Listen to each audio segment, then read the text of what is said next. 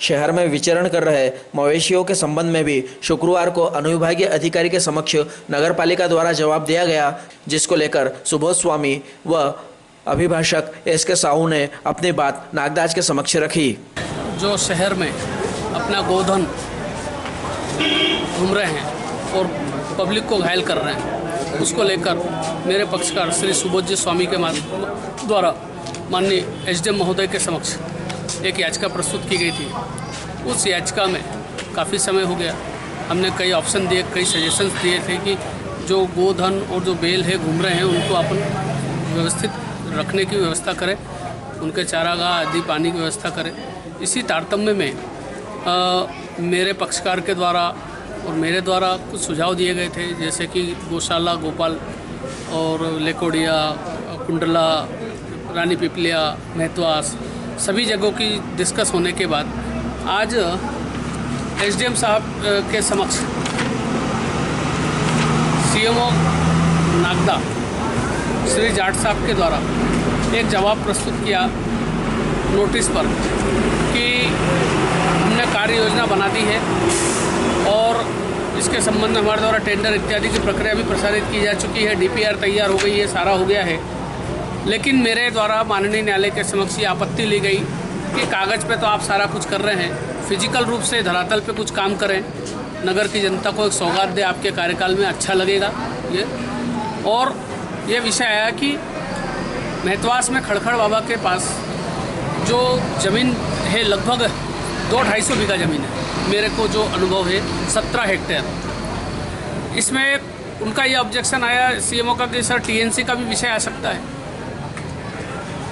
हमने उसमें ये कहा कि टीएनसी को आमोद प्रमोद के लिए 20 बीघा चाहिए तो 30 बीघा ले लें, 40 बीघा ले लें, फिर भी लगभग 150 बीघा और आसपास बचना है। इसमें से हमें कितनी 25 से 30 बीघा मात्र चाहिए, पास में नदी भी है, भौगोलिक दृष्टि से चरागाह काफ़ी प्रचुर मात्रा में होगा। एक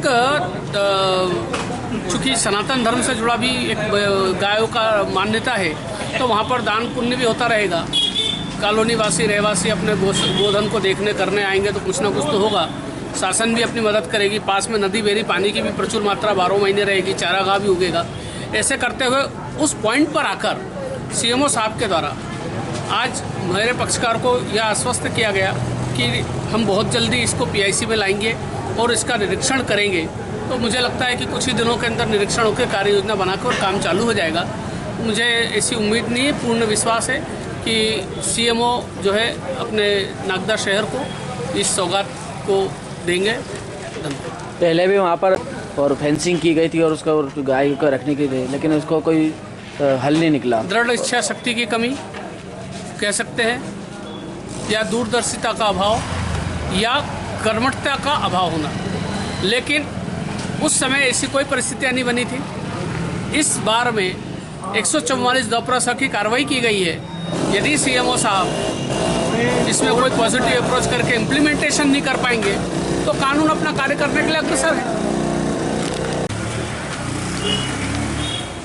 स्वामी जी, जो शहर में विचरण कर रहे मवेशियों को लेकर आपने भी एक याचिका लगा रखी है, उस संबंध में क्या निकला? देखो, शहर में विचरण कर रहे मवेशी की समस्या आज से नहीं है। सैकड़ों की तादाद में गली मोहल्लों में आवारा मवेशी घूम रहे हैं। कई बार नगर पालिका परिषद, जिसका ये दायित्व है, जो समय समय पर जनता से कर लेती है, लेकिन वो इस ओर उसका रवैया पूरी तरह उदासीन है। उनके सामने दो विकल्प रखे थे, या तो गोपाल गौशाला में आप जो वर्ष 2017 में 37 से 38 मवेशियों को पकड़कर उनको गौशाला में दिया गया था, और गौशाला वालों ने प्रति मवेशी 20 रुपये की दर उनसे मांगी थी नगर पालिका से, और नगर पालिका ने उसको आप तैयार हो गए थे वो सब। लेकिन आज दिनांक तक गोपाल गौशाला को उन्होंने वो रकम अदा नहीं करी। जबकि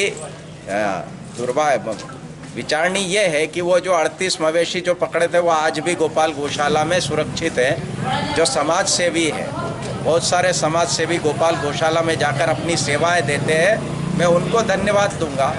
कि कम से कम नगर पालिका परिषद नागदा तो नहीं, लेकिन जो वहाँ पर मवेशी हैं, हमारी गौ माताएँ हैं, उनका ध्यान वो समाज सेवी रख रहे हैं, इसलिए पूरे नगर की ओर से उन लोगों को बहुत बहुत धन्यवाद दूंगा।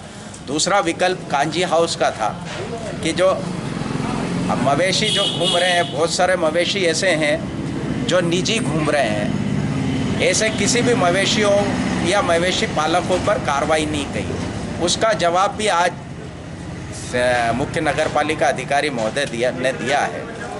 इन जवाबों से ना तो हम संतुष्ट है और मेरी समझ से जो नगर की जनता इससे आए दिन इस समस्या से दो चार हो रही है, वो भी संतुष्ट नहीं होगी। 15 दिसंबर को हम इस जवाब का प्रत्युत्तर देंगे और निश्चित मानिए जिस तरह की कार्यप्रणाली भारतीय जनता पार्टी की परिषद अपना रही है, वह अपने आप में एक बहुत बड़ा प्रश्न चिन्ह है कि गौ माताओं की सुरक्षा और रक्षा की बात करने वाले लोग, उनकी ठेकेदारी भर की बात करने वाले लोग आज गौ माताओं को किस दुर्दशा में नगर की सड़कों पर छोड़ रहे हैं, ये उनकी कार्यप्रणाली बताती है। आपके जो अभिभाषक साहू जी का कहना है कि खड़खड़ बाबा के पास में जो ज़मीन है वहाँ पर गौशाला का है और आगे होगा, तो इसको आप कहाँ देखते हैं, तो किस प्रकार देखते हैं? खड़खड़ बाबा की जो ज़मीन है वो गौशाला के लिए पूर्व में भी राजस्व विभाग द्वारा उसको चयनित की गई थी।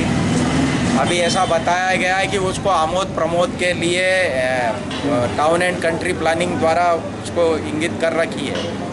हमारा ये है कि अगर आमोद प्रमोद के कोई अन्य स्थान मिलता है तो उस स्थान को गौशाला के रूप में विकसित करके आमोद प्रमोद का दूसरे स्थान पे कर दें। अगर ये विकल्प होगा तो भी सही होगा, नगरवासियों को इस समस्या से निजात मिलेगी। पहले भी वहाँ फेंसिंग करके गायों को रखा गया था और फिर उसका कोई नतीजा नहीं निकला, तो क्या संभव है कि वहाँ करने के बाद फेंसिंग मात्र औपचारिकता थी। नगर पालिका की कार्यप्रणाली हमेशा से औपचारिक रही है। समस्याएं जब उठती है तो एक औपचारिकता मात्र की कोई अपनाकर समस्या का समाधान करने की कोशिश की जाती है, लेकिन उसको दूरदृष्टि से स्थायी समाधान की चेष्टा नहीं की जाती। इसी कारण ये समस्याएं उत्पन्न हो रही हैं।